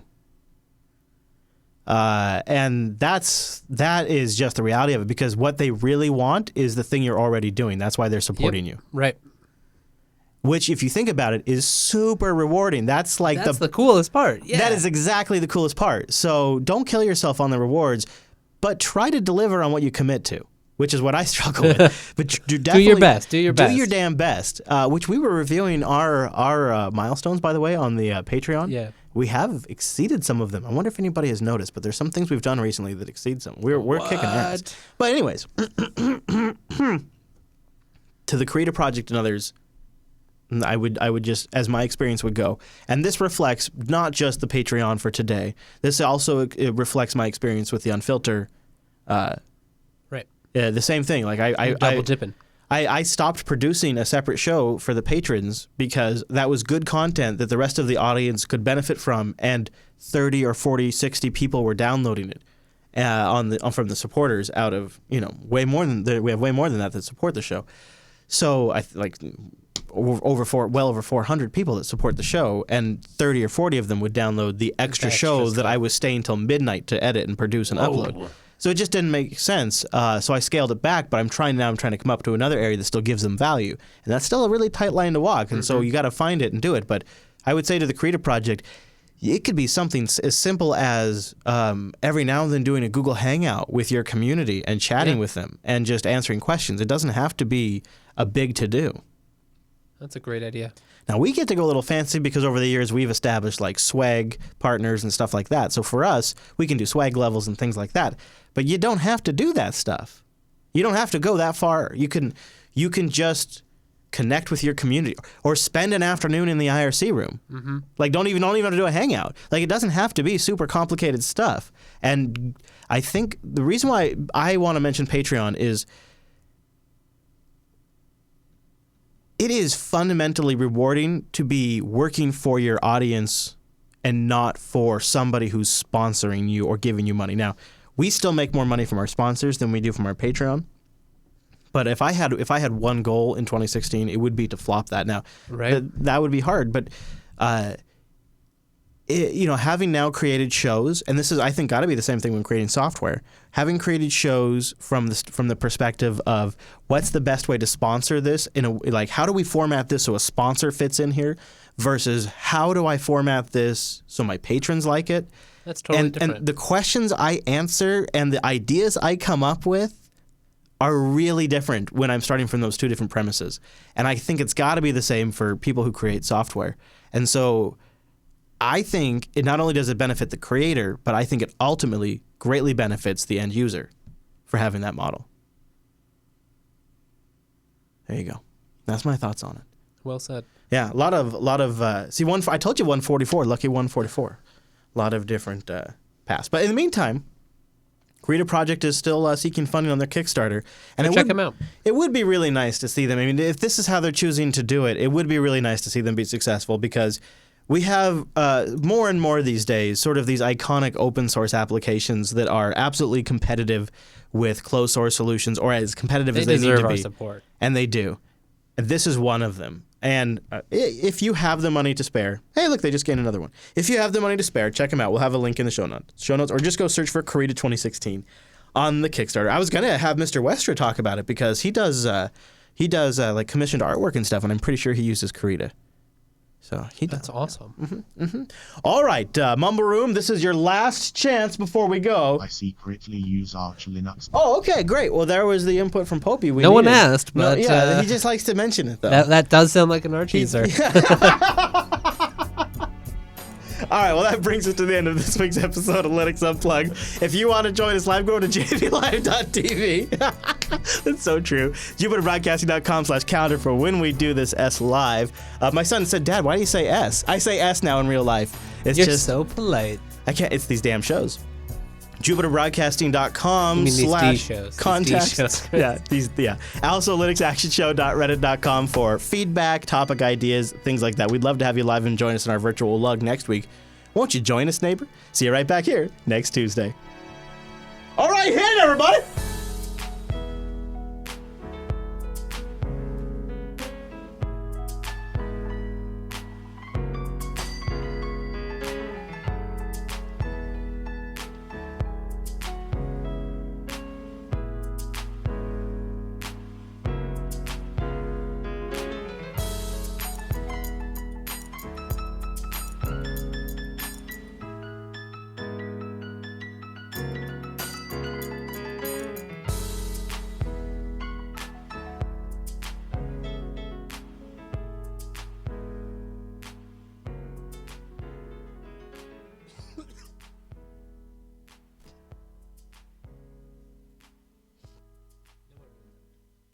Man, did you notice how Noah totally blew the starting the titles? That's super embarrassing. Why doesn't he do those things? I don't know. I guess he's probably doing stuff. Anyways, thank you, Mumble Room. Great discussion today. Yeah, absolutely. Oh, hey, look, Ange says she updated the Patreon. Oh, boy, I'll check that out. Oh, what's going on over there?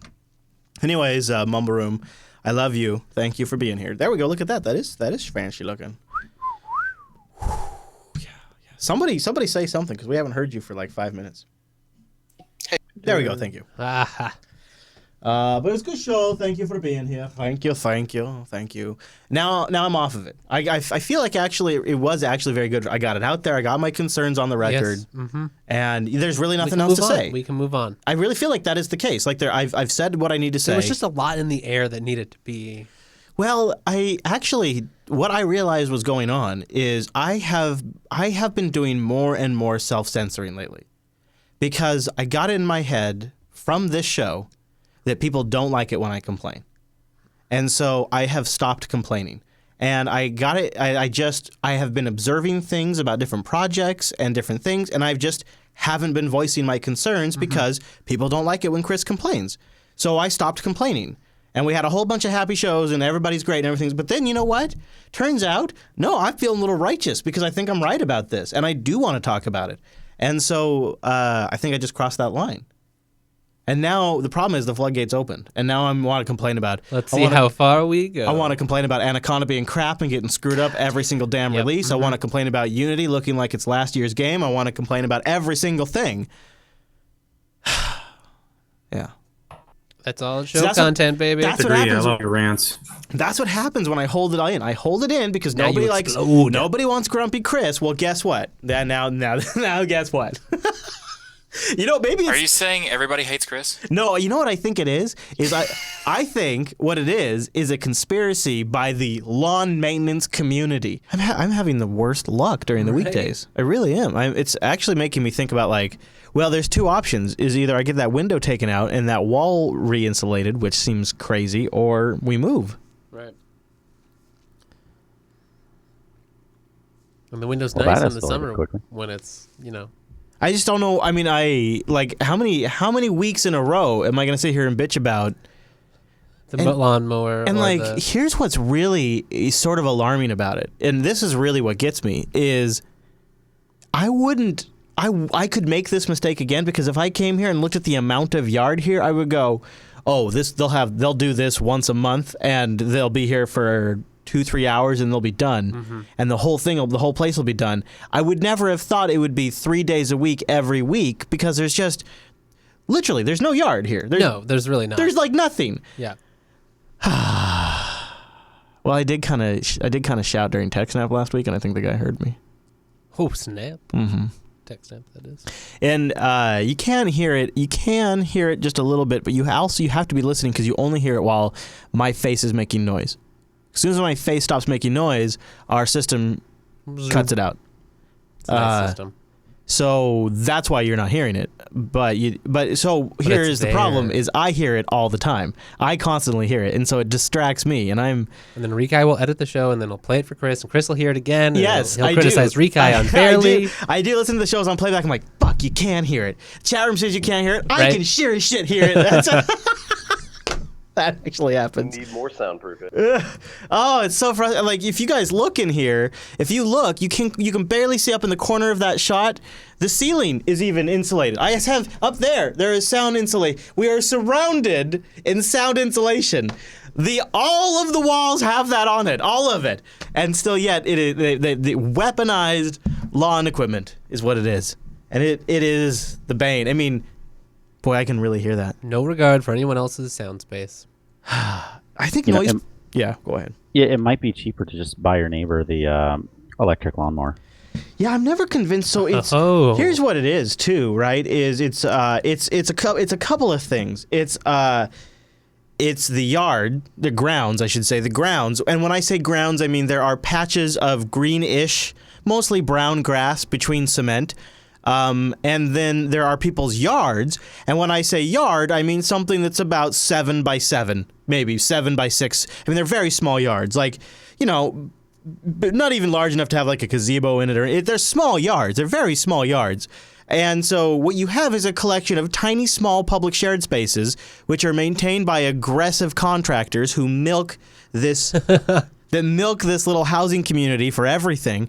And then you have these very strictly enforced yard rules, so that way everybody's tiny brown yards are up to standard, or else you get fined $60. And so everybody and because nobody's on the same schedule, there's just enough people here taking care of all of their tiny little brown patches of ugly ground at different times that it seems to impact all of my shows. Even like on Sundays, or like I'm here on an off hour. Right. I shouldn't get this upset about this, but it's like $60. Yikes. You move into a place, and here's the thing too. Okay, so and then I'm done, and this is why it upsets me, and then I'm done. 2 things. I would make this mistake again because I would evaluate the yard. You've learned nothing. And I look and I go, obviously this doesn't require maintenance. This is a great way to go. One of the reasons we are here, legitimately, is because there's such low yard maintenance. Right. Like I'm here to podcast. It's just a studio, exactly. Yeah. Okay. So I could make the same mistake again. Number 2, though, and I cannot see how I could have foreseen this. I used to live here. I lived in this house. This was his for house? like years. And this was never a thing. Then I moved out for like 5 or 6 years, and they got new housing authority and all of that. Like the entire community got replaced, and now this is how it's been. But I didn't know that before I came back. But this very house, I lived in it. And then I rented Sounds like it some out Twilight Zone for like shit, 5 or Chris. 6 the years. whole community replaced. No, that's just the management. Now they're but I'm just very telling noisy. you, like at the time, I not only did I know what the sound was like here, I podcasted here before. So I have recorded shows in this building before, and this was not a problem in the past. So I did not ever consider it would be a problem. You know, you come in, you invest money in a place, you get all the stuff done, you get the studio set up, and then this. Oh man, you've been betrayed. I'm gonna check my blood. I got the watch on right here. I'm gonna check my heart rate right now. Just see what my heart rate is before. Then we're gonna start the show. Either Chris is going to the hospital or we're starting the show. We don't know which. It's difficult No for way me. to tell. It's difficult. Like I can't. If I would, what I would like to be able to do, Wes, is I'd like to be able to go back in time and go, this is where I made the mistake. And if Dummy Chris hadn't just done this dumb thing, he wouldn't be in this problem. He wouldn't be in this situation. Dummy now. Chris causes you all kinds of problems. I know. Past Chris is usually a d-bag, and I can figure out, oh, that's where he screwed up. But this time, it says I'm only 69 beats per minute. I don't know how could that possibly be. I'm gonna tighten this thing up one more notch. I'll tell you what, Wes. I'll tell you what. All right, well, that's clearly not high enough. Someone say something Chris hates.